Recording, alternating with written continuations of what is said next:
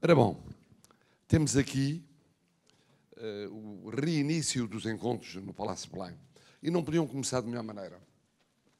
Temos jovens da celebérrima António Arroio, com grandes responsabilidades, e depois de um colégio que marcou várias épocas, e quando apareceu foi uma surpresa, houve assassinato. Que era muito diferente. Era muito heterodoxo, era muito novidade. Ora bom, este homem é também um gênio heterodoxo, muita novidade, gosta de se reinventar permanentemente. Ainda não há muito tempo fez uma recolha de obras de várias fases. Ele tem várias fases. Ele tem um talento polivalente. Desenha muito bem, pinta muito bem, constrói muito bem, faz instalações muito bem, adapta-se aos estados mais variados, às situações mais variadas. Foi o que aconteceu, nomeadamente, quando em Paris, em frente ao Louvre, ele insere uma obra sua num ambiente mais difícil, mais exigente, não muito longe da pirâmide. Havia ali várias épocas e ele marcava a sua época e continua a marcar a sua época. Depois, como é muito generoso, vai deixar o seu espólio não uma instituição, mas vai deixando a várias instituições. Que é uma ideia muito original também. Em vez de pegarem tudo aquilo que fez ao longo da vida e um dia mais tarde, ou ao longo do tempo, ir deixando-a uma instituição num sítio específico de Portugal, não. Deixa várias. Para mostrar como ele é. Variado, diferente, criativo. Quando o esperam reformado, ele está recriado. E, portanto, não sei se vocês percebem a oportunidade única que têm hoje. Não é fácil estar tão perto de uma pessoa como é o nosso convidado de hoje e perguntar-lhe tudo. Primeiro deixem-no falar, ele fala e fala muito bem, e falam muito e muito bem, mas depois perguntem tudo. Se atrasar um bocadinho nas Santos, nos Sumbos e tal, não interessa. Santos e Sumbos há em vários pontos do mundo e vários pontos de Portugal e aqui vários pontos também de Lisboa. Aproveitem bem, porque é uma oportunidade única. E agora, o gênio. O gênio. Muito obrigado.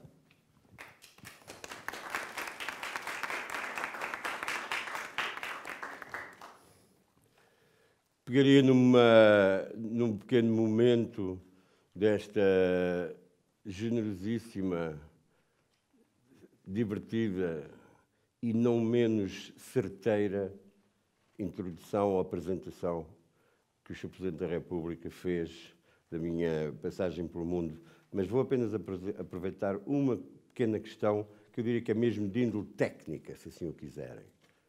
Perguntem quando quiser, quando vos apetecer. Interrompam-me. O diálogo, o debate, a construção do pensamento é sempre feito pelas trocas das palavras. E essas trocas das palavras não devem, à partida, estar submetidas a um protocolo de espera do momento certo. O momento certo para criar, reforçar, dinamizar, vitalizar a construção das relações entre as pessoas, que se faz muito pela palavra, deve ser quando vos apetecer. Não vamos ficar aqui o dia todo, mas vamos tentar que isto seja um momento particular. Na minha vida é de certeza. Eu recordo-me sempre com bastante prazer e alegria os anos em que eu fui professor. Eu fui professor do liceu durante 7 ou 8 anos da minha vida. E depois, uma circunstância particular, digamos, na minha trajetória, fez com que eu pudesse finalmente enveredar por aquilo que eu sempre quis fazer e quero e faço e sou e farei e serei até o último dia em que já não puder fazer mais nada, que é começar a ser artista.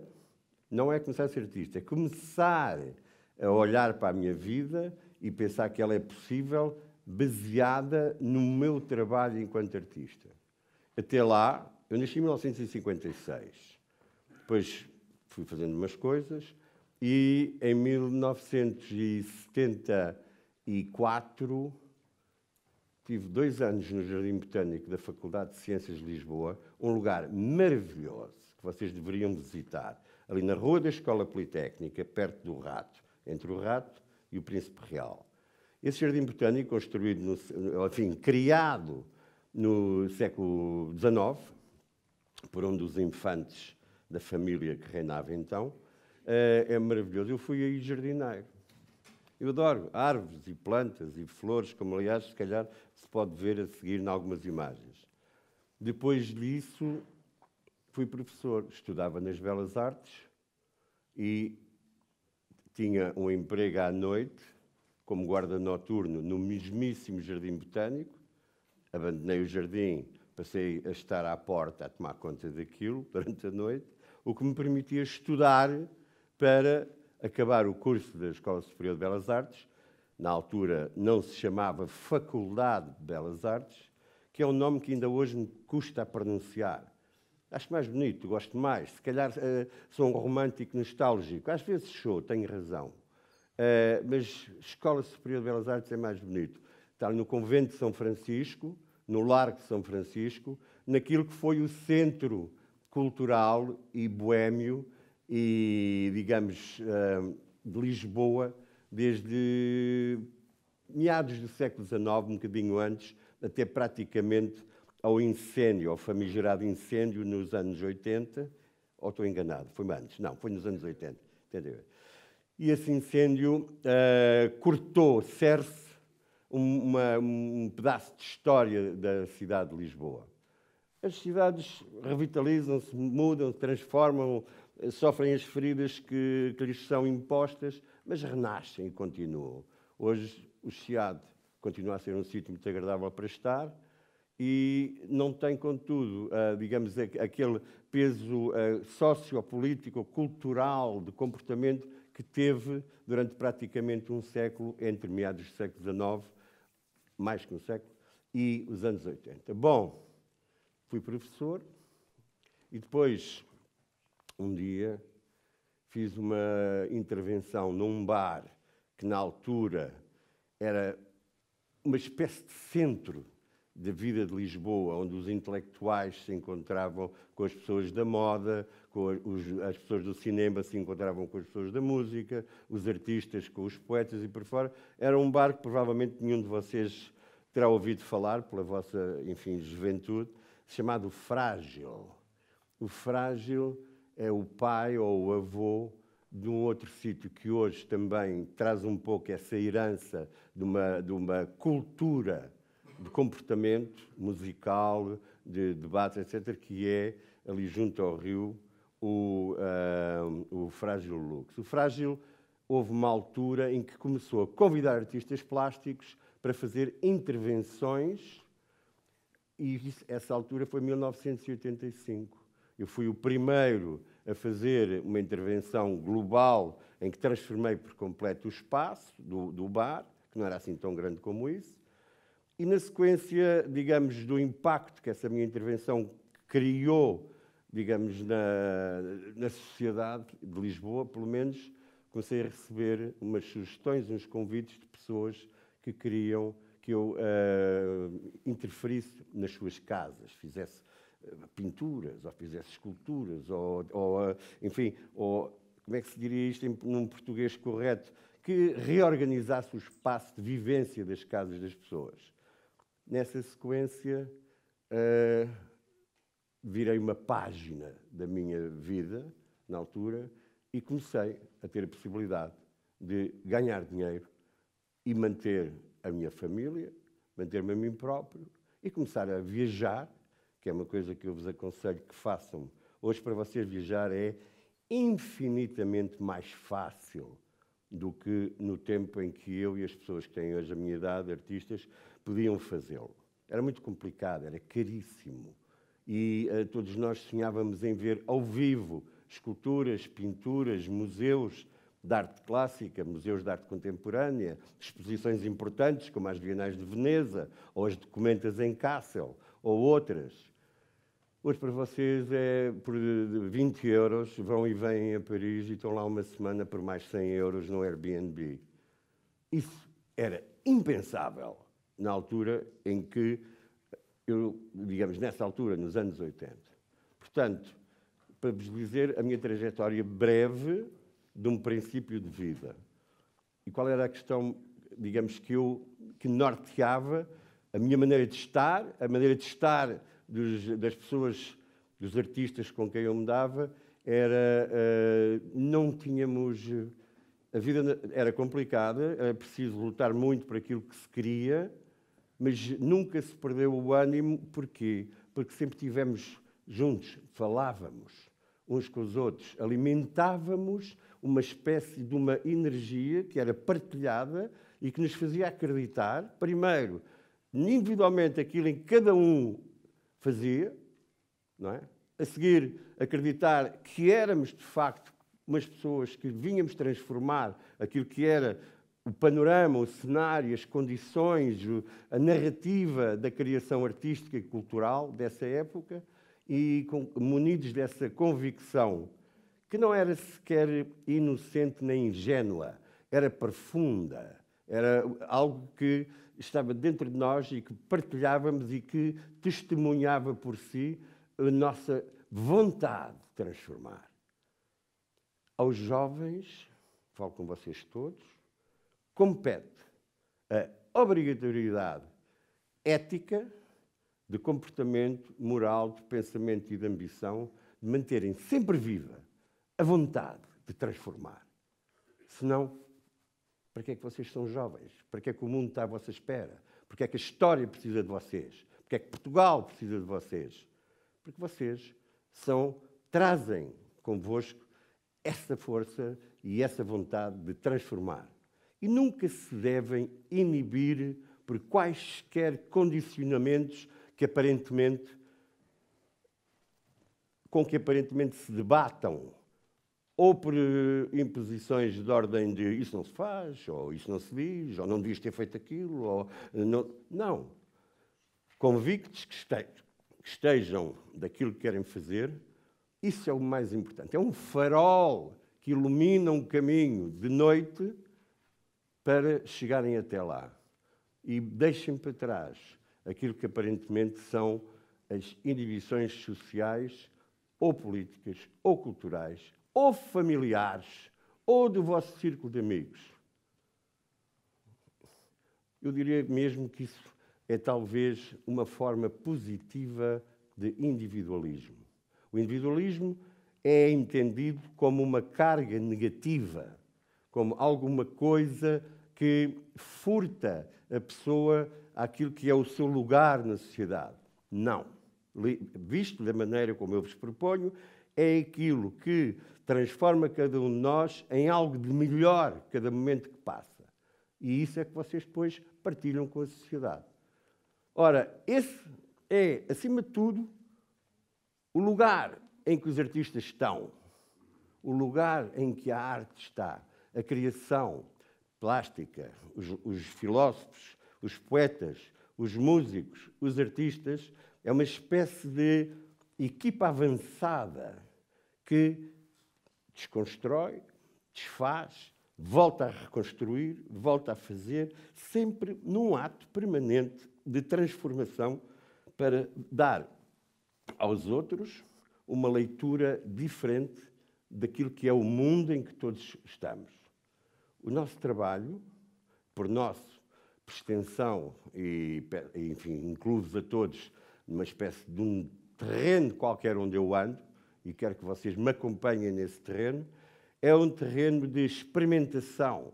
Experimentar é pôr de lado o que se sabe e descobrir uma coisa nova. E isso é o que faz com que a nossa responsabilidade social, política, humana, por que não dizer, seja irrecusável, incontornável e seja um imperativo. O imperativo é algo que se nos põe como enfim, uma coisa, entre aspas, que nós queremos fazer, que vem dentro de nós e queremos aumentar. Isto de uma maneira geral, e muito brevemente, já que isto não é uma aula de filosofia, nem de ética, nem nada disso, é apenas uma conversa de um artista plástico já velhote, com uma geração de jovens, mais jovens mesmo, era apenas para vos pontuar, fazer uma geografia qualquer, uma geografia de comportamento e de posição de onde eu venho e que eu, ao partilhá-la com vocês, espero ter transmitido digamos, uma palavra que é simultaneamente uma palavra de alegria, no sentido de tornar-nos, cada um de nós, como alguém que vem mudar as coisas, e ao mesmo tempo uma palavra de sentido de responsabilidade. Nesta casa, que é o Palácio da Presidência da República de Portugal, a palavra exata que deveríamos usar e que incorpora aquilo que eu disse é cidadania. A cidadania é exatamente a noção que cada um de nós, enquanto indivíduo, tem de uma pertença a uma comunidade que são os outros à nossa roda, independentemente da religião que tenham, da cor que tenham, das convicções políticas que tenham. A cidadania é uma partilha de um território que é, por um lado, de responsabilidade, por outro lado, de generosidade e, por outro lado, de alegria e convicção. Não vos maço mais com estas coisas. Bom, onde é que íamos? Vamos começar ou não? Queremos voltar ao princípio? Vamos passar um conjunto de cerca de 60 imagens que fazem o trajeto, digamos, dos meus 50 anos de carreira, eu detesto a palavra carreira, é uma coisa, enfim, trajeto, é o meu trajeto. Isto era o antigo convento de São Francisco, em Beja, e era o claustro, ou pátio desse convento. Como vocês sabem, nos conventos e nas construções militares eram sempre feitas em sítios onde pudesse haver um fácil acesso à água potável. E este poço que aqui está sobre uma cisterna, suponho que saibam o que é uma cisterna, que é um depósito de água que servia para os monges desse mosteiro. Este poço é o centro de uma peça minha chamada Alexandria. Alexandria é uma palavra mítica, corresponde a um mito do qual não há provas concretas, há suposições, que era a famosíssima Biblioteca de Alexandria, onde estavam reunidos milhares de volumes. Naquela altura não eram feitos em papel, porque não havia papel, como bem sabem, eram escritas em pergaminhos, não é? Pergaminho é a pele de um carneiro muito jovem, que é esticada e trabalhada e preparada para mais tarde as pessoas, neste caso os monges e os guardiões do conhecimento, poderem escrever. A Biblioteca de Alexandria desapareceu, mas é um conceito que sempre me emocionou bastante. É uma memória que é nossa, que é minha, que é de vocês, quando lerem mais sobre isso e perceberem. É muito bonito a ideia da Biblioteca de Alexandria, que é a humanidade junta-se e põe o seu conhecimento num lugar e cria digamos, um corpo de guardiães desse conhecimento para o transmitir geração após geração. Isso são as bibliotecas. Hoje em dia há mais formas de guardar o conhecimento, mas as bibliotecas têm ainda essa... Esta peça é feita numa coisa que já não existe, que são placas de gesso com que se faziam os tetos das casas, as paredes, etc., etc. E é uma arquitetura da água. Eu, nos anos 90, estava muito interessado em fazer esculturas que se reportavam à arquitetura das águas. O que é que eu chamo uma arquitetura das águas? É, por um lado, enquanto arquitetura, uma construção, como vê, isto é um poço, igual a este poço, isto é um canal, isto é outro canal, isto é um poço quadrado, este é um pequeno depósito, e tudo se reportava à água. Porquê?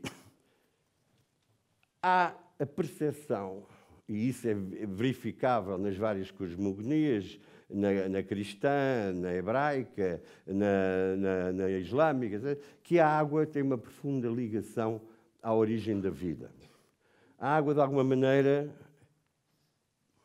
bom, todos nós sabemos que nascemos do ventre das nossas mães e estamos imersos em água durante 9 meses, não é? De alguma forma, isso transportado para um conceito, uma percepção entre poesia e filosofia, podemos imaginar que a água tem, no desenho da humanidade, uma importância muito grande. Por exemplo, quando, no contexto da religião cristã, são batizados aqueles que a ela se querem juntar, o batismo é sempre feito com verter água sobre a cabeça do neófito, o novo membro da Igreja cristã. Portanto, a água desenvolveu, permanecerá, imagino eu, sempre assim, um papel muito particular no entendimento que a humanidade tem de si própria. A mim interessava-me a água como a origem da vida e fiz durante alguns anos várias peças desta natureza, que sempre colocadas em lugares onde havia uma água previamente, aqui era a cisterna, e estes canais, de alguma forma, representam uma trajetória que leva o homem, enfim, a humanidade, ao encontro dessa água original. Tânia? Mais outra vez. Esta peça fiz a convite da Associação de Estudantes de Coimbra, há muitos anos, quando a Universidade celebrou, imagino eu, creio, os seus 800 anos. A Universidade de Coimbra, juntamente com a Universidade de Montpellier, em França, e a Universidade de Salamanca, em Espanha, pertence ao grupo das 5 universidades, e a de Paris, esqueço-me, e a de Paris, são das universidades mais antigas da Europa. Não havia ainda o conceito de Europa nessa altura, mas pronto, aquilo que é hoje a Europa. E a Associação de Estudantes, para celebrar esse aniversário, que não era pequeno, eram 800 anos, convidou-me para fazer uma escultura. Isto é um pequeno lago que há num jardim na cidade de Coimbra. Deste lado está o Jardim Botânico. E esta mesa tem sobre ela uns livros. Livros esses dos quais brota água, que em permanência, por um sistema de canais, sobe por tubos escondidos nas pernas e está sempre a verter. Portanto, isto é uma escultura feita em mármore que, de alguma maneira, assume o lugar de fonte. Fonte não com essas fontes que há nas rotundas, hoje em dia, tão pródigas, e, enfim, não vamos fazer comentários sobre isso, mas aqui era o permanente fluir do conhecimento. Estes livros não choram. Ou se choram, são lágrimas de alegria, se o quiserem, lágrimas de saber. Portanto, são pousados sobre a mesa, aparentemente assim ao acaso, como se alguém tivesse acabado de estudar e fosse a outro lado qualquer, e deles vem esta água que se deposita sobre a mesa e cai em cascata. Esta escultura, devem ter já ouvido falar da grande animação que corre a Coimbra na altura da queima das fitas. Numa dessas noites particulares, a malta estava muito animada, devem ter feito um concurso entre eles para saber quem é que teria coragem de subir para cima daquilo, porque o acesso não é difícil, e provavelmente entusiasmaram-se, não porque tivessem bebido água do lago, mas porque beberam outras coisas, e a escultura foi totalmente vandalizada. Enfim, sequelas de coisas que acontecem que são incontroláveis. Esta escultura já não existe nesta forma, mas existe exatamente com as mesmas dimensões e a mesma aparência, mas agora feita num material um bocadinho mais durável, que é o aço cortene. A seguir. Há muitos anos fui convidado a participar num conjunto, num concurso, tendo ao meu lado artistas bastante muito bons, escultores muito bons, dessa altura. Alguns deles já não estão entre nós, outros continuam e continuam a trabalhar e continuam exatamente a ser aquilo que eu acabei de dizer, escultores muito bons. Por exemplo, como o escultor Zulmir de Carvalho, que é um escultor radicado mais no norte de Portugal, mas que tem um trabalho absolutamente, digamos, que não peca por regionalismos, é um artista e o seu trabalho é bom em qualquer lado. Nesse concurso, que foi lançado pela Fundação Gulbenkian, isto é os jardins da Fundação Gulbenkian, já não estão exatamente assim neste sítio, o arquiteto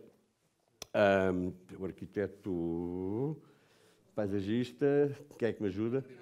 Exatamente, o arquiteto Ribeiro Teles, que toda a vida desenhou, digamos, os jardins da Fundação Gulbenkian, hoje, há uns anos a esta parte, fez umas intervenções aqui nesta zona que, de alguma maneira, recolheram esta escultura e a tornaram mais intimista no meio das árvores. Está muito bem, gosto muito de ver. Qual era o tema do concurso? Era celebrar a existência e a atividade do Dr. Azeredo Perdigão, que foi, durante muitos, muitos anos, a pessoa que, com o benemérito da Fundação, o próprio Calouste Gulbenkian, que vocês sabem, arménio de origem e que decidiu viver em Portugal e decidiu trazer para Portugal, em detrimento de Londres, onde se pensou que isso viria a acontecer, toda a sua coleção, e isso deu origem ao Museu Gulbenkian, não é?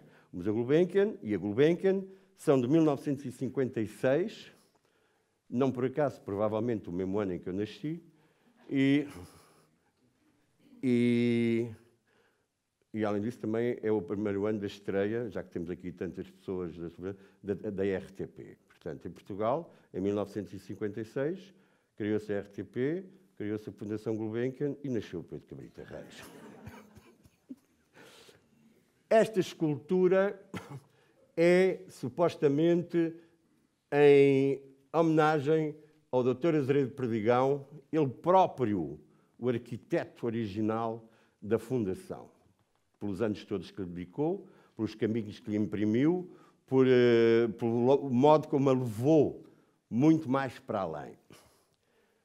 É uma estrutura arquitetónica, como podem ver, e está em aberto, está inacabada. E porquê é que está inacabada? Porque está inacabada a própria função da Fundação Gulbenkian, uma fundação dedicada à investigação científica, às artes e à cultura e que está em permanente desenvolvimento desde a sua criação, não para, não está acabada, está sempre em transformação. E eu queria traduzir esse espírito nesta peça, que é, de alguma maneira, vá lá, entre aspas, uma casa, mas é uma casa que não está acabada e nunca estará. E é uma casa que recebe as pessoas. Vocês podem entrar aqui, sentar-se, levar um piquenique e estarem ali com os amigos à conversa. Não é? Até podem dormir num dia de verão. E é feita em betão armado e reproduz a textura desta peça, é exatamente idêntica à textura do edifício original da Fundação Gulbenkian, feito por 3 arquitetos, o Ricardo Atoguia e mais 2 que, de repente, a minha velhice já não me deixa lembrar, e que tem um exterior todo com a marca cofragem de tábuas, exterior esse que eu reproduzi trazendo daqui para aqui. Portanto, dessa forma, do ponto de vista plástico e formal, e por que não dizê-lo conceptual, a minha escultura em honra do Azeredo Perdigão, que está ali porque eu ganhei esse concurso, não é por acaso, traz o mesmo corpo e a mesma filosofia e a mesma tactilidade do edifício original da Fundação. Muitas pessoas dizem, de alguma forma erroneamente, peço desculpa, que o meu trabalho em escultura, durante um largo momento, uns anos da minha vida, esteve muito próximo da arquitetura. Eu tenho algumas reservas a essa interpretação do meu trabalho. A arquitetura, para mim, no seu sentido pleno, não é, digamos, é tudo, é fazer casinhas, fazer casas, fazer palácios, fazer, enfim, tudo.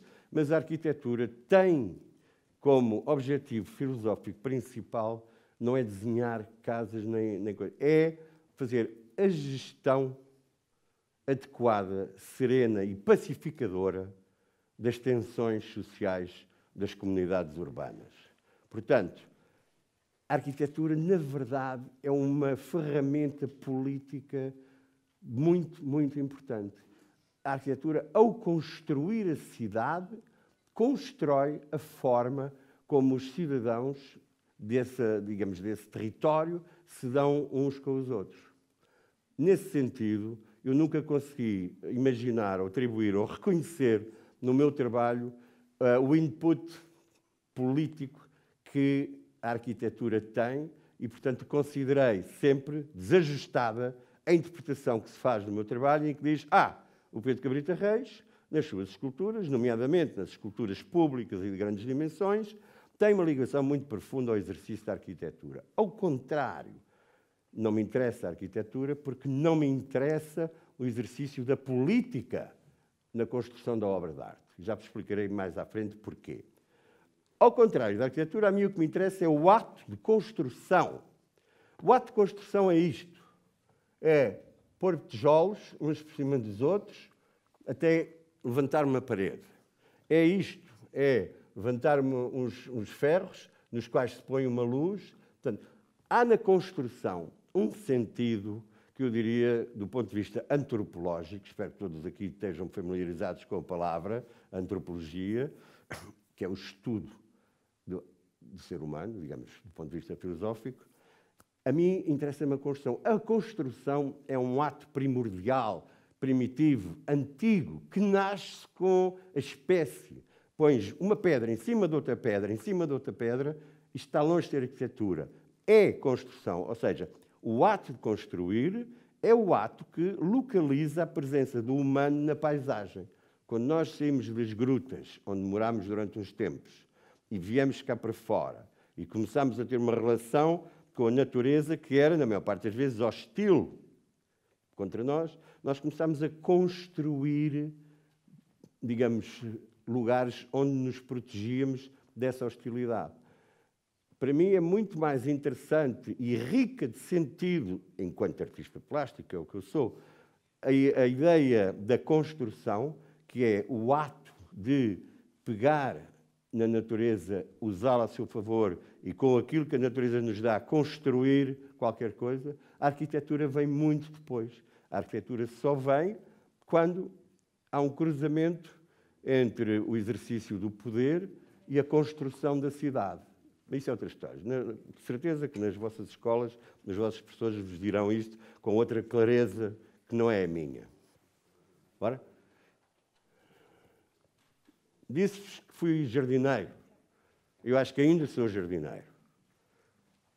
Distingo as plantas, conheço os seus ciclos, gosto de as plantar, acompanho-as, tenho oliveiras, tenho alfarrobeiras, tenho laranjeiras, tenho amendoeiras, tudo isso num sítio que não é exatamente aqui no centro de Lisboa, como imaginam, mas para onde eu me desloco frequentemente. Os jardins interessam-me. Há dois tipos de jardins fundamentais, o jardim à inglesa e o jardim à francesa, na história da jardinagem, que é, o que é um jardim? Um jardim é a ambição antiquíssima da humanidade de dominar a natureza e organizá-la segundo o pensamento. Portanto, o jardim à inglesa tenta, de alguma forma, reproduzir uma certa, entre aspas, espontaneidade, ou diz espontaneidade? Espontaneidade, não é? Acho eu. Os ingleses têm isso. Os franceses, não é por acaso que os franceses têm gente como Descartes e outras pessoas assim, racionalistas, e que têm uma perspectiva sobre a história e a cultura que é organizada, que é normalizada. Então, os jardins à francesa são todos exercícios de completo domínio da natureza e são desenhados, nem sei como, são desenhados de uma forma abstrata, eu diria, não é? As alas, os alegretos, tudo aquilo. Os ingleses fingem que estão a imitar a natureza, os franceses, pimba, caem em cima da natureza e traçam a régua e esquadro E isso é o jardim à francesa. Jardins à inglesa ou à francesa, os jardins são lugares encantadores. E eu adoro estar em jardins. Isto é um jardim que existe em Londres, chamado Regent's Park, onde se faz, digamos, de tempos em tempos, fazem-se manifestações de ordem ligadas às artes plásticas contemporâneas, uma feira de arte contemporânea, etc. E eu fui convidado pelas pessoas que organizam isso para fazer uma proposta de uma peça para colocar no exterior. Isto é um jardim. Este jardim é de quê? É de plantas? Não. É de lagos com água? Tampouco. São pedras? Ainda menos. Isto é um jardim de luz. Esta peça que aqui está faz 2 vezes o tamanho desta sala. E é composta de uma estrutura de metal, madeira e suportada por bocados de madeira e tijolos, etc., onde estão postas estas lâmpadas, estes tubos, que na altura eram fluorescentes, hoje já não se usa isso, são LEDs, mas que estava sempre ligado a dia e noite e era um foco, passeavas pelo jardim e vias aquele canteiro de uma planta estranha, de luz branca, deitada no chão, e era uma forma, de alguma maneira, conversar com a verticalidade das árvores e trazer uma luz que é fruto do pensamento e da criação humana, a luz elétrica, a um lugar em que eternamente se repete o ciclo da natureza. As árvores dão rebentos e folhas novas na primavera, depois chega o inverno, cai, e isso continua e continuará sempre assim, até que a árvore se extinga, morra. Foi isto que eu trouxe aqui aos jardins de Regent Park. Foi uma flor, um ser diferente, mas ainda assim uma memória de um jardim. Vocês podem fazer um jardim com caixas de fósforos. Não é? E porquê é que esse jardim de caixas de fósforos é um jardim? Porque os artistas têm não só o privilégio, como a função de determinar aquilo que as coisas que eles fazem são. Se eu disser que um conjunto de 10 caixas de fósforos em cima de um tampo da mesa da cozinha, todos pegados e postos em puzzle, é um jardim? É um jardim. É isso que faz. As coisas, quando são nomeadas, têm existência. Tudo o que tem existência é nomeado. Nomeado é trazer a palavra que nomeia o objeto e o incorpora na forma como nós vemos o mundo. Esse objeto acrescenta aquilo que a gente já conhece. E ao acontecer isso, nós estamos a nomear. Nomear é talvez o ato de humanidade mais pungente, mais perfeito. É atribuir um nome a uma coisa que não existia antes. Isto é um jardim. Isto aqui, como veem, temos aqui... Isto é um carvalho enorme. Depois da Revolução Francesa, a nova situação política que sucedeu à Revolução Francesa, em 1789, mais tarde, quando os ânimos se acalmaram e o Estado voltou ao exercício normal das suas funções, o Estado nunca tem o exercício normal das funções, mas isso é para outra conversa, no outro dia. Por toda a França, nas cidades, o Estado francês, o povo francês, que entretanto o povo francês passou a ser o Estado francês, o quarto Estado, plantaram uns carvalhos. O carvalho é por si própria a árvore que persiste, é uma árvore que ela própria é o símbolo da resiliência, da força, da permanência, da integridade, da verticalidade de caráter. O carvalho traz consigo essa espécie de qualidade. O Estado francês resolveu plantar carvalhos em pontos nevrálgicos de todas as cidades importantes de França. E estes carvalhos chamam-se Les Chênes de la Révolution, que em português é o carvalho da Revolução. São esculturas vivas, plantadas pelo território nacional, em sítios pré-determinados e que, de alguma forma, pontuam e marcam um momento de transição histórica profunda que aconteceu em França através e a partir da Revolução Francesa. Este sítio onde aqui estamos, talvez reconheçam por esta edificação, é o Jardim das Tulherias. Tulherias vem da palavra francesa tuilerie, que quer dizer telha. Telha. Esta zona toda era uma zona riquíssima, em barro, e estavam aqui instaladas telheiros, fábricas de fazer telhas. Daí o nome que este jardim, mais tarde, quando se transformou em jardim, com Napoleão, é Napoleão que faz a construção do Louvre e manda arranjar todas estas zonas, estoura com as tulheries, portanto, com as fabriquetas de fazer telhas, remete-as para outro lado qualquer, e isto passou a ser o coração nevrálgico, político, natural da cidade de Paris, que é o Louvre e as Tulherias. Bom, organizam-se exposições de artes plásticas também, contemporâneas, nesse sítio.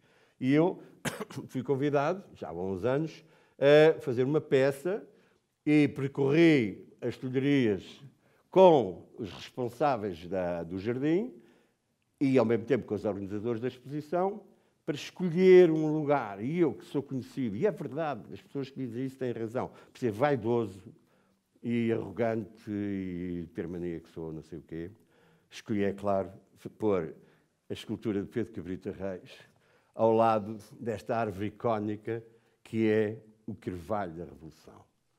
Na verdade, as verdadeiras revoluções, por muito bonitas que as árvores sejam, a revolução que está em permanência e persiste e continuará mesmo para além de vocês, é criada pela criação artística. É a criação artística que faz a revolução do pensamento, da história das comunidades, das sociedades, pela história com H grande. E uma história com H grande feita de muitas histórias com H mais pequeno. A arte, o pensamento, a criação artística é, para além das revoluções que supostamente transformam positivamente o status quo. Para além disso, a arte permanece, ela própria tem as suas convulsões internas no processo, mas é ela que fundamenta a chamada a narrativa da humanidade. Começou há muitos anos, como sabem, com aquelas mãos nas cavernas, com os desenhos dos peixinhos que eles caçavam, e continua. Eu hoje vim a um sítio especial, não é? Vim a um sítio que é o lugar por excelência da pátria, da nação, do país, que é o Palácio da Presidência, e vesti-me a conduzer como todas as pessoas que estão também bem vestidas. Mas imagino-me facilmente, vestido com uma tanga de pele de urso, a pintar. Portanto, eu venho, e todos vocês que decidirem que querem ser artistas na vossa vida, vêm de uma linhagem longa, que não para, e o que fizerem, por muito bom, mau, medíocre ou inútil, o que fizerem, é sempre uma passagem de testemunho. Vocês dão-vos, como nos Jogos Olímpicos, uma tocha, e vocês têm que levar essa chama, essa luz, esse fogo para a frente e entregá-lo a outros. Eu já me falta pouco tempo para entregar o meu. Tenho 68 anos, espero cá andar até aos 98. Mas, mesmo assim, não é nada. Se virmos a história da arte e tudo o que ela tem, 50 anos de vida ou 60 anos de vida, de carreira, não é nada. Portanto, isto é que é o carvalho da Revolução. Isto é apenas uma árvore simbólica. Next. Bom, agora ocorreu-me uma pergunta um pouco... Que horas são? Prático. Ótimo, tudo bem. Tal como a água nos anos 90, na minha vida, há coisa de 10 ou 15 anos esta parte, a luz entrou no meu ateliê. Passou a ser uma matéria de trabalho. Como o óleo, ou o lápis, ou o barro. A luz, neste caso, sob a forma de tubos de fluorescentes, a luz entrou como uma matéria. A um artista nada está vedado como matéria. Desculpa, vocês podem fazer desenhos no espelho da casa de banho com batom ou com sabão. Portanto, não se vende batom nem sabão nas lojas de belas artes. Mas a um artista tudo é permitido. Os materiais que vocês queiram usar, podem ir para a praia e com uma cana fazer um desenho na beira do mar. Não é? E se forem espertos, fotografam, nunca se sabe. Se não, são com certeza mais puros, mais livres desses constrangimentos e continuam a fazer todos os materiais, tudo o que existe e que seja físico, é palpável, pode-se usar, tem matéria, é com certeza um material de arte. Tal como, e isto é muito mais importante, nunca considerem que há tabus no que diz respeito ao sentido da obra de arte. Nenhum tema nos é proibido. O horror, a morte, a abjeção, a violência, o esquecimento são tão importantes para nós como a alegria, a luz, o encanto do riso de uma criança. Portanto, a nós não nos é dada a possibilidade de selecionarmos moralmente, nem eticamente. A única coisa que temos que fazer é sentirmos no nosso interior que alguma coisa deve ser dita ou feita acerca desta ou daquela ou da outra circunstância que nós consideramos que é relevante do ponto de vista do significado, para o bem ou para o mal, então aí nós avançamos e trabalhamos. Não vamos pensar, ninguém nos poderá dizer jamais, não faças isso, que isso não é bonito. Isso não se faz. Não. Nós temos que fazer tudo. Porquê?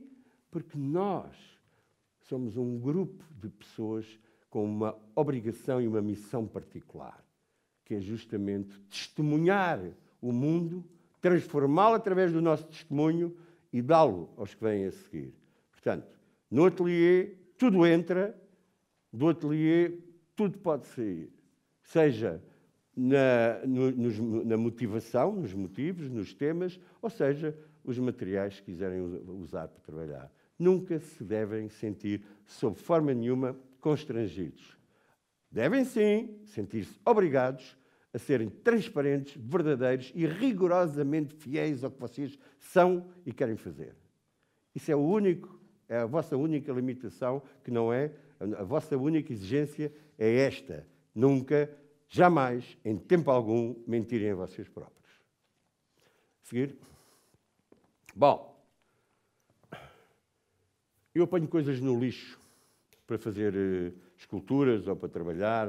Ando sempre deitado dentro dos contentores das obras à procura de coisas que eu olho e acho engraçadas. Sei lá, um bocado de um tijolo meio partido, ou uma tábua que tem uns quantos pregos postos desta forma e que na outra ponta tem uma tampa de uma lata de tinta.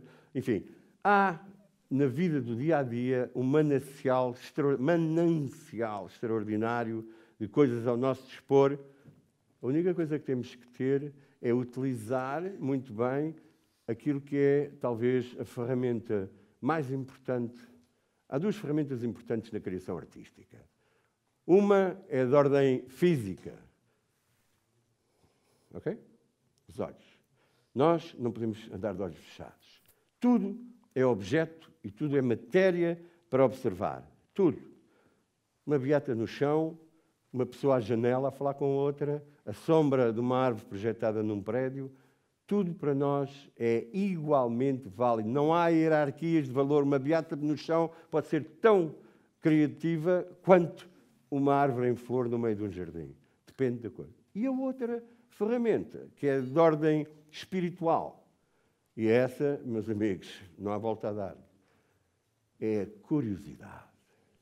Nós temos que estar sempre, mas sempre atentos, sempre curiosos. Nunca deveremos dizer, isto já vi. Não. A mesma coisa, nunca é a mesma coisa, em duas observações diferentes. A curiosidade e o olhar, o cruzamento destas duas ferramentas, prefiro chamar-lhes assim, é a base sobre a qual vocês constroem o que quiserem fazer enquanto forem artistas. Portanto, como veem, esta pequena conversa do artista plástico com vocês acaba por ir para outros territórios do pensamento, não exclusivamente do como é que se pinta um quadro, isso pouco importa, cada um pinta o quadro como quiser. Não venho aqui ensinar nada a ninguém, nem nas escolas vos ensinam, e ainda bem, porque assim ficam livres para aprenderem por si próprios. Desculpem, os professores. Porque é que eu falei da história de coisa? Isto é uma ruína que estava num sítio em Lyon, uma cidade do sul de França, que teve um apogeu económico pelos têxteis no século XVIII e XIX, depois caiu e por aí fora. Isto é uma coisa que nunca chegou a acabar, é uma fábrica, isto também faz parte. E estava assim, eu fui convidado para participar numa exposição em Lyon, com outros artistas, e uma vez mais fiz o périplo da cidade para encontrar um sítio, porque eles pediram-me, sempre não podia fazer uma intervenção no domínio público, porque é uma forma de a arte ir ter com as pessoas e um bocadinho mais vasta do que as pessoas terem que ter com a arte aos museus. Bom, então eu resolvi mandar iluminar por dentro este sítio, podem ver aqui as luzes, e pintei estes dois panos de parede e estes aqui também, de uma cor que é uma cor muito... Olha lá, hoje é uma cor identificada comigo, publicamente, o laranja. Tem duas razões. A minha família, do meu lado, do meu pai, vem do Algarve, mas não é da Albufeira nem das discotecas. É do Algarve profundo, o Algarve do campo, o Algarve das amendoeiras, dos figos, das alfarrobas, da seca, da fome, no interior do Algarve. E, numa determinada fase da minha vida, o meu avô e outros amigos dele começaram a fazer plantações de laranjas. A minha educação e a minha vida e as dos meus pais foram pagas pelas laranjas que o meu avô plantou. Na zona de Silves, por onde passa o rio Arade, que vai desaguar no mar em Portimão, até onde os romanos chegaram. Há uma quantidade de galeras romanas com ânforas atoladas naquela foz do rio Arade, ali mesmo ao pé de Portimão. O rio era navegável até ao século X, mais ou menos. Os árabes usaram-no, os fenícios e os cartagineses já tinham ido até Silves. Quando os árabes tomaram conta do Algarve, Silves foi a capital do reino árabe. Chamava-se Chelb, C-H-E-L-B. E foi durante uns tempos governada por um rei poeta fabuloso, muito bom, chamado Al-Mutamid. Existe uma coletânea de poesias do Al-Mutamid, traduzidas para português, editadas por uma editora que já não existe no formato em que a conhecemos, que é a Síria Alvim. Podem, se vos interessa a poesia, ou se vos interessa uma espreitadela através do mundo árabe para o Algarve contemporâneo, as poesias do Al-Mutamid são lindas. E falavam de amor, sexo e álcool. Muito, de uma forma muito bela.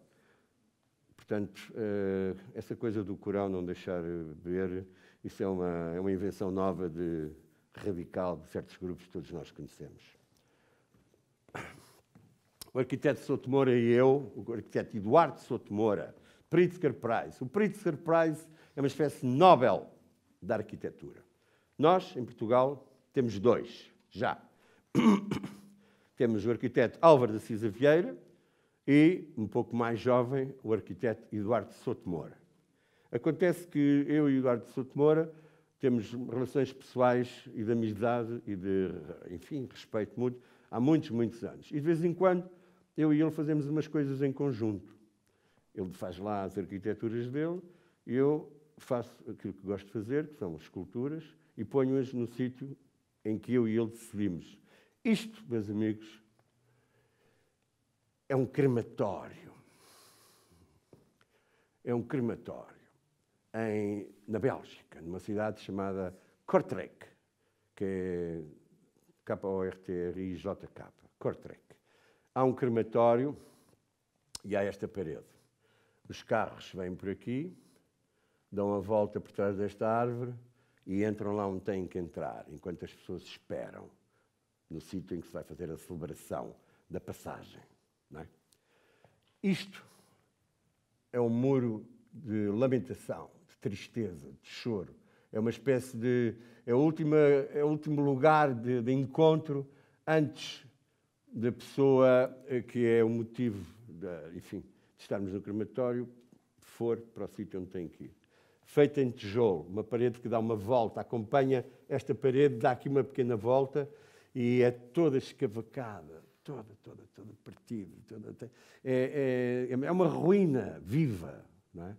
E de alguma maneira, a minha intenção, e suponho que não me terei enganado muito pelos comentários que fui recebendo, era fazer aqui uma pontuação de ordem melancólica, por assim dizer, num lugar que por si só é mais do que melancólico. É um lugar, um território da tristeza. Mesmo que, ao celebrar-se a partida, ouve-se música, as pessoas falam umas com as outras, como, digamos, numa vontade de continuar a vida, que, entretanto, no caso particular daquela pessoa em causa, deixou de contar. Mas os outros, os que ficam, celebram a vida. Nós aqui em Portugal não temos esse hábito. A nossa cultura, que eu diria neste momento católica e não cristã, abstém-nos de celebrações, coisas. Mas as culturas anglo-saxónicas, não é? Têm por hábito celebrar a partida daqueles que morrem com um ritual de festa. Vão depois para casa da família e aí encontram-se, uns choram, outros contam histórias, outros falam, bebem copos, comem, etc. Estão um dia todo nessa celebração. É uma partida bonita. Eu acho que é uma forma de viagem que é celebrada dessa maneira. Seguir? Isto é bem lá para o norte de Portugal. É a barragem esta não é da Picota. Esta Picota? Da Bem-Posta, peço desculpa.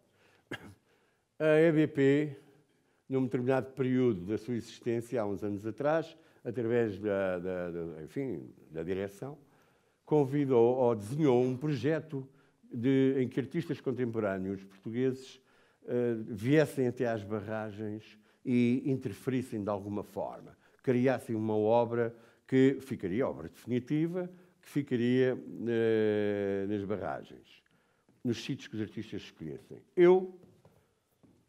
Foi-me atribuída, não pude escolher a barragem, foi-me atribuída esta. Fiz uma visita à barragem, fiquei realmente impressionado pela dimensão e pela presença daquilo e, acima de tudo, pela força da natureza circundante. Pensei que não me apetecia fazer uma coisinha ali a mais para pôr ali. O que é que podes fazer a mais que possa competir com isto? Ou com isto? Ou com a natureza? Não, perdes sempre. Nesse caso, o mais inteligente seria, pensei eu, e acho que não me enganei, seria aliar-me diretamente ao que já existia, neste caso a construção da barragem, introduzir-lhe uma nota de cor para realçar plasticamente, num território qualquer entre a escultura e a pintura, introduzir-lhe uma nota de cor que, de alguma forma, salientasse esta construção de engenharia já dos anos 50, suponho eu. Toda a aplicação da cor foi exclusivamente feita em coisas construídas pelo homem. Muros, diques, mais diques aqui, etc. Tudo aquilo que foi construído pela mão humana, foi aí que eu decidi fazer a intervenção. E porquê esta cor e não outra qualquer? Bom, nesta zona de Portugal, no mês de maio, esta paisagem toda está amarela. Porquê? Porque há uma planta que nós aqui no Sul conhecemos como giestas, que é um arbustinho, uma coisa de nada, que tem umas florinhas amarelas e que, vista em larga extensão, é como se de repente algum pintor gigante tivesse pintado a serra e as montanhas com isso. E eu quis que a cor que eu utilizei para a barragem, para fazer esta intervenção, de alguma forma fosse ao encontro desse, digamos, da natureza nesse momento. Não é? Esse momento é mais ou menos no mês de maio, E a peça em causa, isto chama-se A Cor das Flores, justamente para fazer uma ponte entre aquilo que a natureza nos dá, pintando todo este cenário de amarelo, e aí a mão do homem quase que desaparece, porque a natureza é sempre mais forte que a mão do homem. Sobre isso não temos a menor dúvida. Isto é uma guerra sem quartel e infinita. Nós perdemos sempre, mas entretanto vamos fazendo umas coisas. Next. Luz. Isto é um edifício do século XIV, num sítio na Flandres, na Bélgica, e era aquilo que os italianos chamam uma loggia, ou seja, era um mercado, por assim dizer. E os mercados, na Idade Média, eram sítios de convergência social e política. As novidades corriam nos mercados, as pessoas nos mercados arregimentavam-se em torno de um pensamento. Nos mercados se ia ou não assassinar o duque não sei de quê, que era um tirano e que chateava toda a gente lá na terra dele, ou se íamos mudar de rei. Portanto, os mercados eram fóruns de debate, não? Eram... imaginem, se a Assembleia da República tivesse pessoas a vender limões, peixe e maçãs e tal, era o que era isto, porque estão lá pessoas a debater a política do país, com a diferença que debatiam a política do país e aqui vendiam carne, galinhas, peixe, fruta, etc, etc. Porquê é que eu fiz isto no teto? Porque eu gosto do ato de olhar para cima. Há quem diga que eu tenho uma inegável vocação de ordem, enfim, mística. Não tenho a certeza disso, mas... Então, olhar para cima, para mim, é um ato de humanidade e que nos põe a olhar para cima, que nós aprendemos a viajar. Nós aprendemos a viajar. Ainda não se falava andar de barco, mas... os mercadores que viajavam pelos desertos, levar os seus produtos, ou as pessoas que queriam ir daqui para ali, viajavam pelas estrelas e pelo sol. Portanto, olhar para cima é viajar. Hoje em dia, temos outras maneiras de o fazer, mas olhar para cima é um ato inegavelmente fundador de humanidade. E isso interessa-me. Uau! Mais do mesmo, a seguir.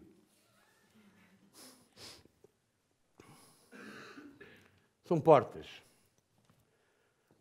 As portas, que são elementos da arquitetura, da construção das casas, são de uma simplicidade, de uma humildade extraordinária como objeto e não se dão conta da importância que elas podem ter do ponto de vista ou poético, ou filosófico, ou artístico. A porta é um obstáculo, mas ao mesmo tempo é uma coisa de convite. Pode, fechada, recusar-te, aberta, convida-te. E neste simples gesto, deste objeto tão humilde, está um programa de estética, um programa de filosofia, um programa poético, que é infindável. As portas têm, para mim, só há um outro objeto similar e que eu uso em muitas esculturas minhas, que é a mesa. Eu tenho prioritariamente, para mim, como fundamentais, a utilização das portas e a utilização das mesas. Às mesas lá iremos. As portas têm esse encanto particular, essa interrogação, esse mistério, essa pergunta, o que é que está atrás da porta? Que nos leva a abri-la, e ao abri-la nós desenhamos a continuação do nosso caminho. Esta é uma escultura feita por uma quantidade de portas, dá à volta, só tem esta fotografia deste lado, e elas são todas fechadas, todas em cima umas das outras. Chega a ser um bocadinho assustador, para algumas pessoas disseram-me que sentiam essa espécie de ai, o que é? Porque funciona um pouco como um espaço de constrangimento. Andas à roda, sabes que é um volume, não são só portas, que isto dá a volta e continua por trás e fecha aqui. E é difícil pensar, será que isto é uma prisão? Será que isto é uma jaula? Será que isto é o quê? Mas estas portas estão claramente fechadas. Estas não te deixam passar.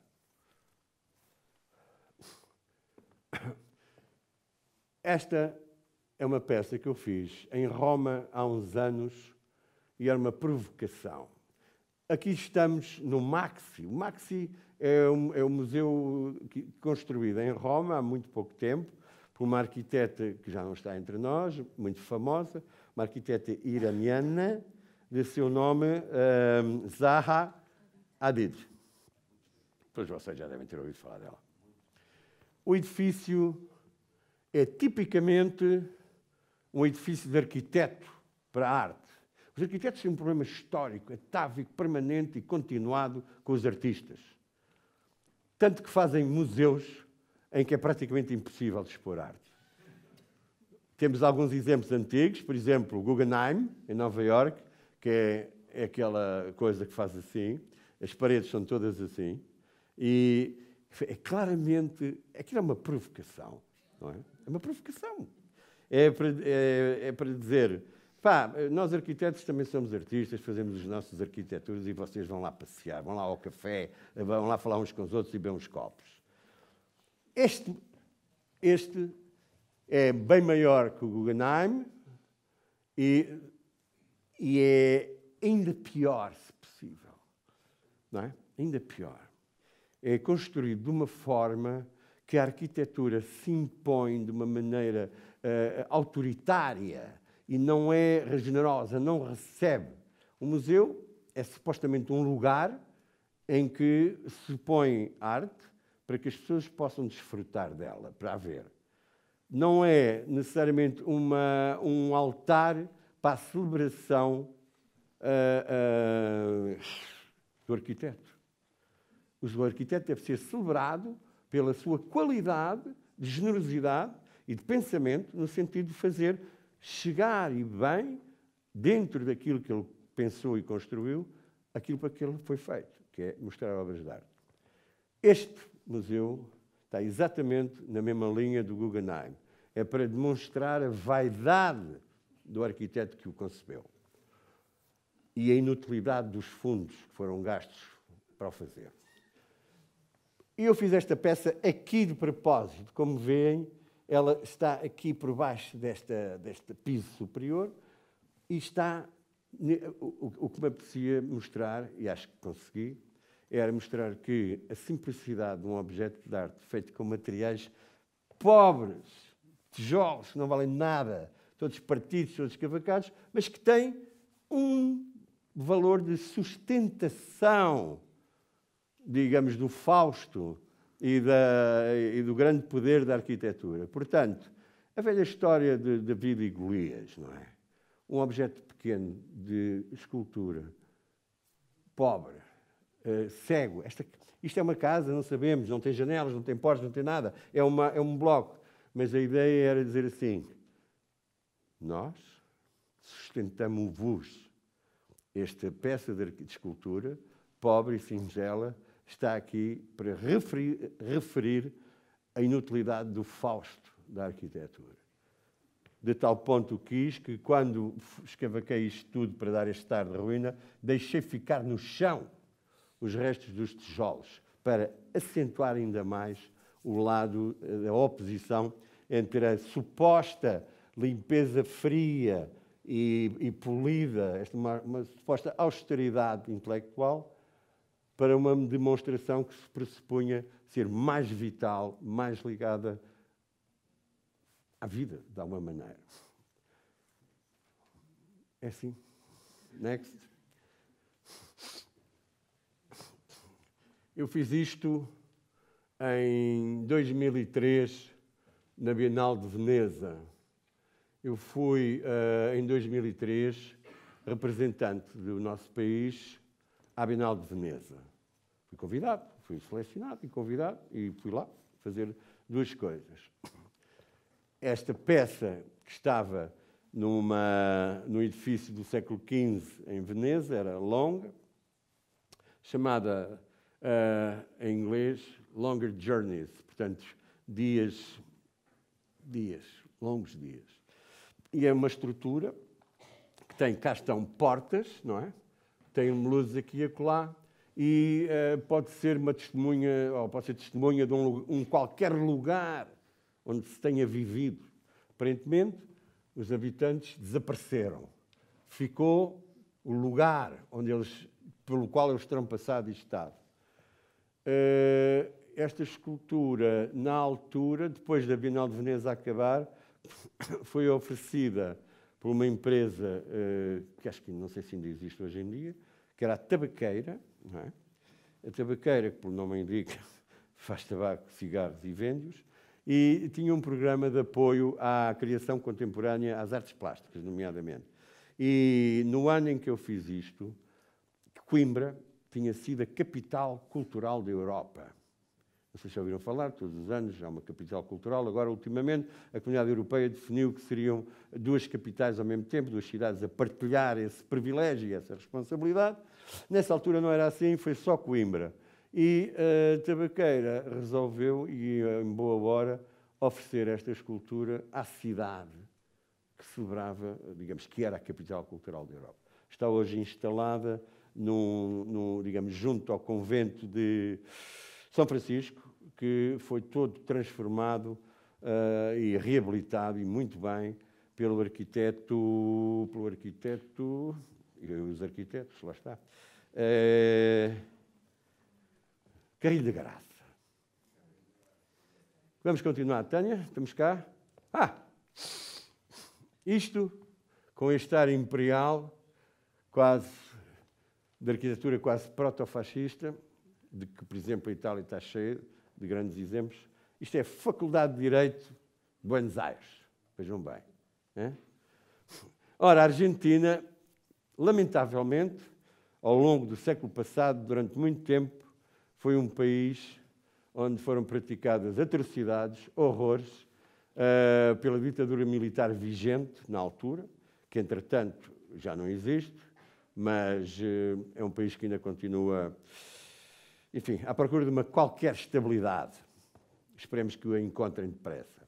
Porque os argentinos, não é só o Jorge Luís Borges, que é um escritor e um poeta maravilhoso, tem grandes artistas e criativos, etc., filósofos, e, de alguma maneira, estão em contramão com a situação política do país, que é um turbilhão de, enfim, dificuldades. Fui convidado para participar de uma exposição em Buenos Aires, juntamente com outros amigos e colegas meus, e um pouco a lembrar-me do que tinha sido o meu conhecimento da Argentina nos tempos da ditadura, que isso é de quando eu era adolescente, quando tinha a vossa idade, resolvi fazer aqui uma pequena intervenção com 40 metros de comprido e várias toneladas, que é uma espécie de dificuldade no acesso ao direito. Isto, repito, é a Faculdade de Direito. Este objeto que está aqui funciona simbolicamente como uma coisa que é intransponível, que é preciso ultrapassar para entrar no edifício. O edifício, a Faculdade de Direito, aparece aqui simbolicamente como o lugar do direito, da justiça, da igualdade, essas coisas todas, e este objeto aqui vem-nos lembrar que esse acesso a essa igualdade nem sempre é evidente nem fácil. É algo que é preciso sempre reequacionar e continuar a tentar fazê-lo da melhor maneira possível. Portanto, eu disse-vos há pouco uma coisa, como eu digo sempre, eu digo muitas mentiras, especialmente a auditórios desta natureza. O que é que se passa? Não é porque tu fazes uma pintura de um negro a ser espancado nas ruas de Los Angeles pela polícia. Estou-vos a falar de um caso que é anterior a outro, o caso do Rodney King. Vão à internet e põem Rodney King e veem o que é, não é? Não é porque tu fazes um quadro a representar essa circunstância infelicíssima e tremenda e medonha que tu podes dizer que fazes arte política. Não. Provavelmente um quadro com 1 metro quadrado, pintado de vermelho, por hipótese, que é suposto e tradicionalmente aliado, é uma cor que é aliada ao processo revolucionário e de transformação, pode ser provavelmente na sua singeleza, uma pintura vermelha apenas numa parede, pode ser provavelmente mais, pode marcar um lugar mais claro daquilo que poderia ser uma asserção política de uma obra de arte. Portanto, isto é, no meu entender, não sei se estarei enganado, na sua abstração, no facto de ser apenas uma linha que impede a passagem para um sítio, é uma afirmação de caráter político. E assim foi reconhecida pela imprensa local na altura em que isto inaugurou. Portanto, a arte é, pelo seu simples exercício, já um ato de política.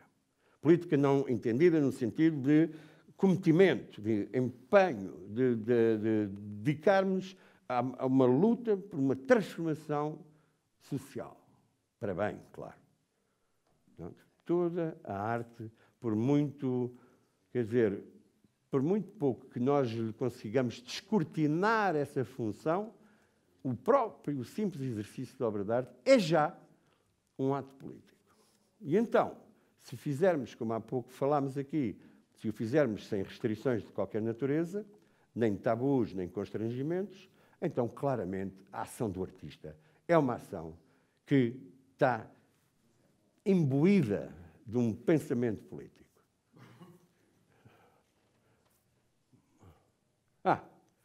Bom,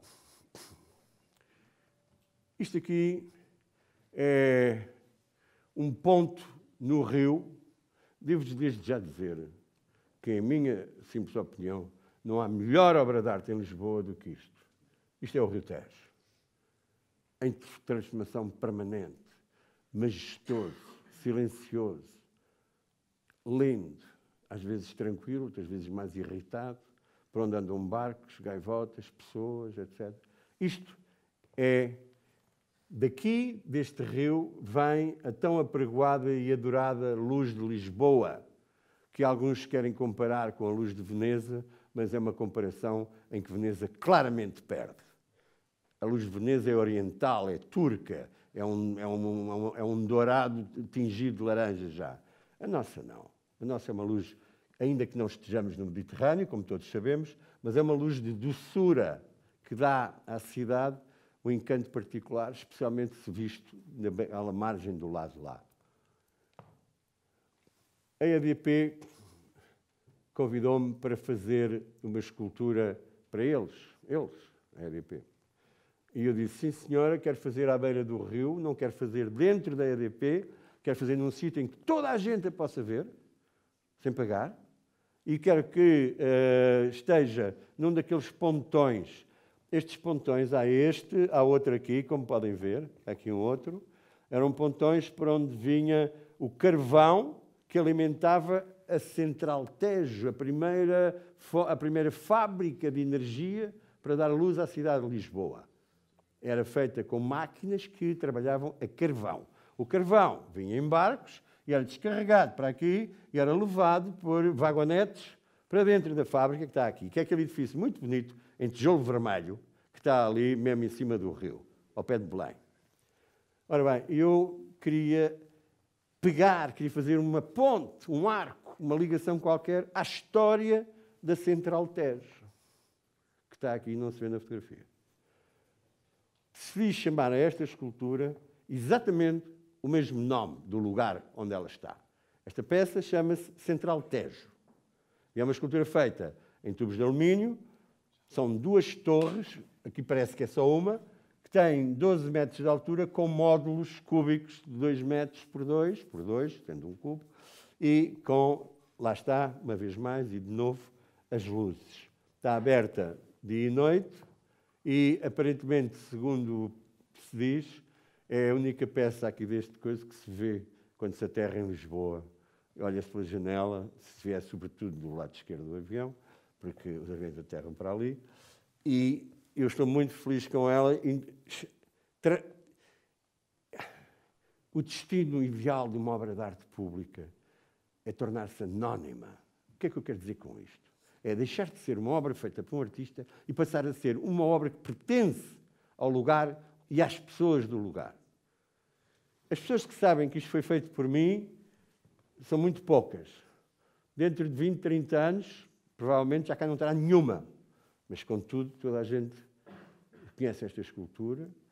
fazem fotos, aparecem centenas, se não mesmo milhares de fotos disto, ao pôr do sol, nas redes sociais, etc. Só emprestei isto para cenários, para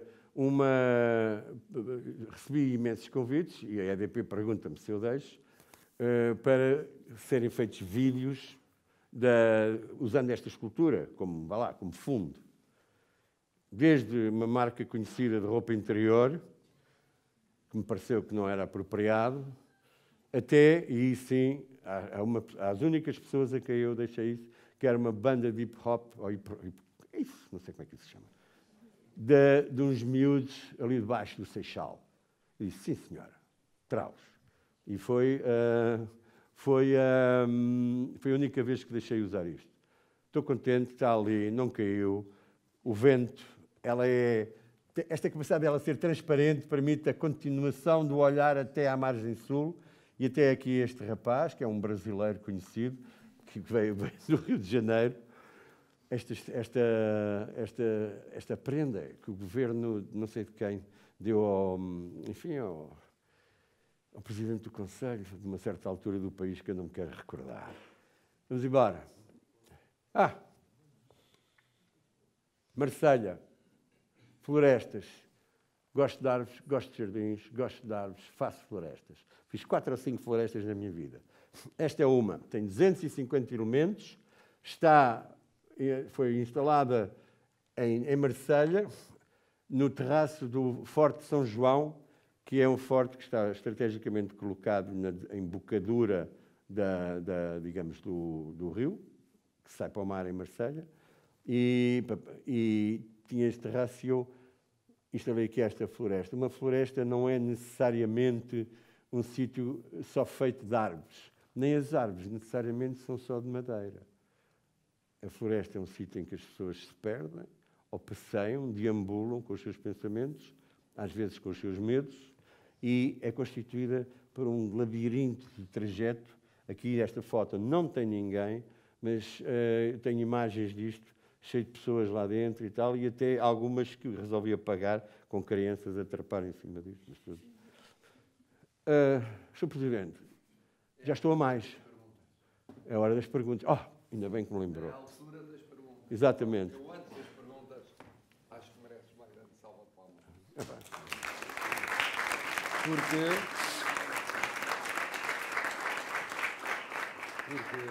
por aqui passaram já poetas, escritores, cineastas, figuras do teatro, jornalistas, arquitetos, enfim, por aí adiante.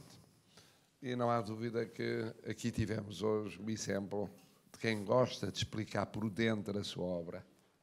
Porque é que fez, onde é que fez, o que sentiu, o que é criar. E estaria aqui o dia todo, já não moramos ao espreito. E, portanto, o que significa que estava a vibrar com esta experiência que eu vos disse que era uma oportunidade única. Porque tem passado por aqui pessoas notáveis, mas muito tímidas. Não é o seu caso. Pelo contrário. Infelizmente. Não. E ficamos com a sensação que contaram só uma pequena parte do que deviam ter contado. Ficamos com pena. Aqui não.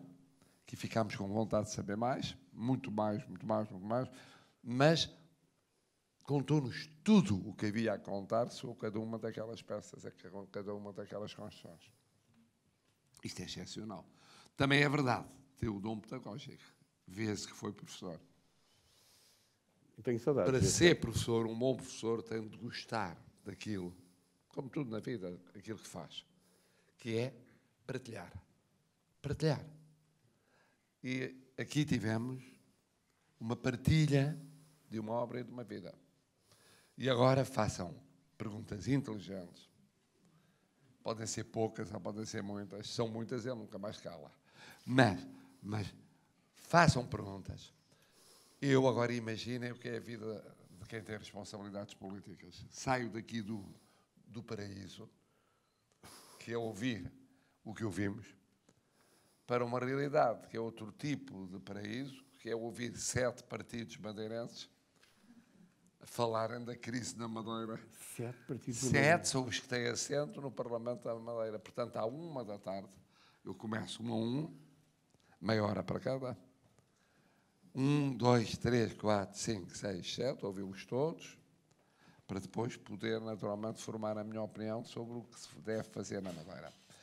Tenho de admitir que é muito importante, do ponto de vista de comunidade, não é tão fascinante como estar aqui a ouvir as respostas às vossas perguntas. Isso é muito generoso. Mas perguntem,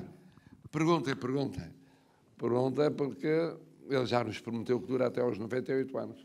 Portanto, ainda tem 30 anos de obra. Não me diga E de isso. vida. Não me diga. Muito obrigado. Eu é que lhe agradeço. Muito obrigado. Muito obrigado.